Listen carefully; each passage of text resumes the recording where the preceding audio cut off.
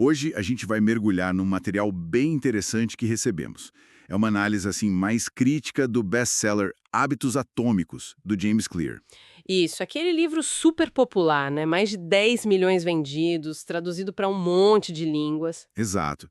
E a nossa ideia aqui é explorar uns pontos que essa análise levanta, coisas que talvez o livro simplifique um pouco, ou deixe de lado, sabe? Perfeito, porque a promessa central do livro é muito atraente, né? Mudar a vida com microcomportamentos, consistência diária. Sim, parece ótimo no papel. Pois é, mas o ponto central da crítica que a gente tem aqui é justamente se isso é universal, se não há uma desconexão com as dificuldades reais, as complexidades da vida de muita gente. Faz sentido. Bom, vamos lá.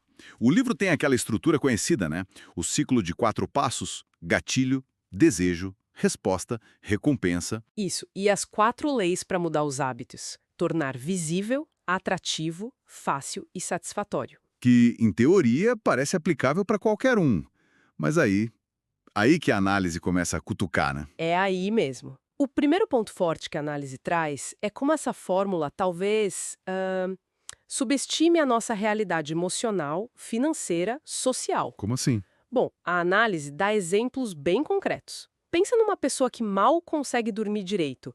Como é que ela vai, de repente, acordar às 5 da manhã para meditar só porque leu no livro? Complicado. Ou alguém que vive, sei lá, num estado de alerta constante, muito estresse.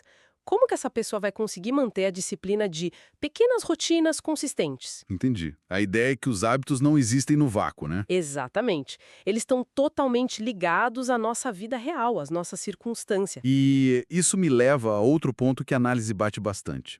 A questão do ambiente.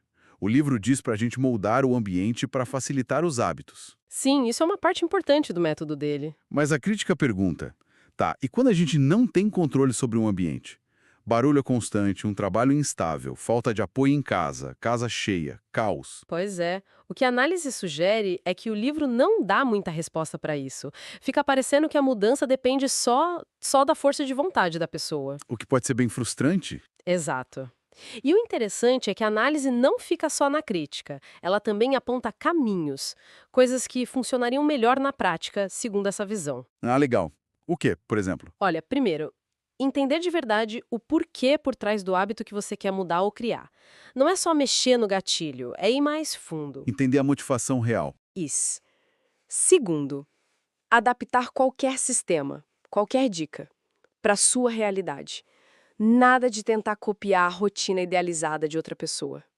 Não funciona. Faz todo sentido. Cada um é cada um.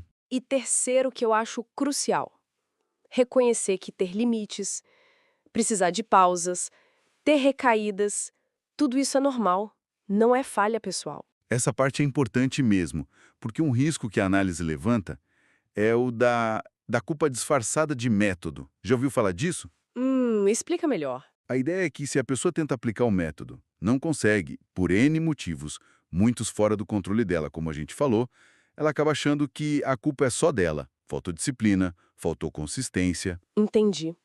E aí o método que era para ajudar vira mais um peso, mais uma fonte de pressão. Exatamente isso. Nossa, faz muito sentido. E, assim, conectando tudo isso, a conclusão que essa análise parece chegar é que hábitos atômicos têm sim ideias boas, ferramentas úteis. Sim, não é para jogar fora o livro. Claro que não. Mas ele talvez funcione melhor para quem já parte de um lugar de mais estabilidade, sabe? Mais tempo, energia, menos caos externo. E para a maioria das pessoas. Para a maioria, talvez o caminho seja usar o livro mais como um cardápio de opções. Pegar o que serve, adaptar muito, testar e não seguir como se fosse uma receita de bolo infalível e universal. Então, resumindo o recado principal dessa análise que a gente discutiu, as estratégias do livro podem ser úteis, sim, mas precisam ser olhadas com esse filtro crítico. A vida real é complexa, nem sempre cabe na fórmula. Adaptar é a palavra-chave. Perfeito. E o conselho final que essa análise deixa é bem esse. Comece por entender a sua própria realidade, seus limites, sua rotina de verdade, não a ideal. E, nossa, fundamental, tenha autocompaixão.